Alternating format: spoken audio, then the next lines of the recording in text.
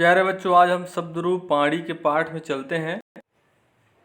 तो कल हमने देखा था तद का शब्द रूप कैसे बनता है, उसकी साथ साथ हमने एतद का पुल्लिंग रूप देखा था, है ना। ये जो हमने आपको पढ़ाया था वो पुल्लिंग रूप है। तो इस तरह से एतद पुल्लिंग और स्त्रीलिंग रूप भी है, इसका नपुंसक लिंग रूप है। तो हमने आपको ये भी बताया था कि भाई पुल्लिंग है ना, एतद का पुल्लिंग रूप और नपुंसक लिंग रूप दोनों में बहुत ज़्यादा समरूपता है। क्या समरूपता है? तो केवल एतत् पुल्लिंग का ये दो प्रथमा और द्वितीय विभक्ति का ये जो लाइन है ये जो है अलग अलग है। बाकी नपुंसक लिंग, एतत् रूप का नपुंसक लिंग से तृतीया से लेकर पूरे नीचे तक सब एक जैसे हैं। तो एतत् पुल्लिंग और एतत् नपुंसक लिंग दोनों एक समान है। आप इसको पुल्लिंग को अगर इसे याद कर लेते हैं तो नपुंसक लिंग भी बन जाएगा। अब यहाँ पे क्या अंतर है भाई, इसको हम देख लेते हैं। तो नपुंसक लिंग में बात करें, यहाँ पर सह है ना, एषः एतौ एते है, तो यहाँ पर क्या हो जाएगा, एतत् एते एतानि, एतत् एते एतानि। ये बस इतना ही अंतर है। चलिए हम पुस्तक में आपको दिखाते हैं। देखिए यहाँ पर आप ये देखिए पुस्तक में पेज नंबर ये 91 है ना भाई। 91 में ये देखिए यहाँ पर क्या लिखा है शब्द रूप में, एतत् एते एतानि, एतत् एते एतानि। एतत् नपुंसक लिंग रूप है ना। तो ये दो प्रथमा और द्वितीय ये दोनों अलग अलग हैं, है ना। बाकी अगर आप तृतीय में बात करें नेक्स्ट पेज में, तृतीय से लेकर पूरे सप्तमी तक सभी जो रूप हैं वो पुल्लिंग के जैसे चलते हैं। ये तृतीया से लेकर सप्तमी तक सभी जो है ये यही रूप पुल्लिंग का ये सारा रूप नपुंसक लिंग में आपका प्रयोग हो जाता है। तो आपको केवल दो लाइन याद करना है। पुल्लिंग का दो लाइन अलग रहेगा, नपुंसक लिंग का एतत् एते एतानि, एतत् एते एतानि। बहुत आसान है। पुल्लिंग का ऐसा एतौ एते, एतम एतौ एतान।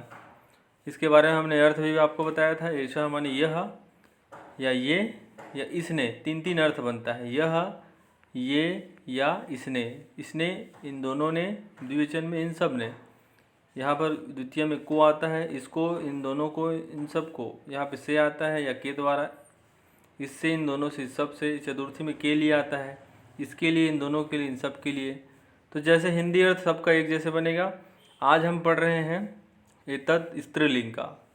तो अभी की आने वाले परीक्षा में प्यारे बच्चों तीनों लिंगों का आपको याद करना है। पुल्लिंग, एतत् का ही पुल्लिंग, स्त्रीलिंग और नपुंसक लिंग। तो अभी हम पुल्लिंग स्त्रीलिंग को, नपुंसक लिंग को पढ़ा दिए, अभी हम स्त्रीलिंग को समझते हैं।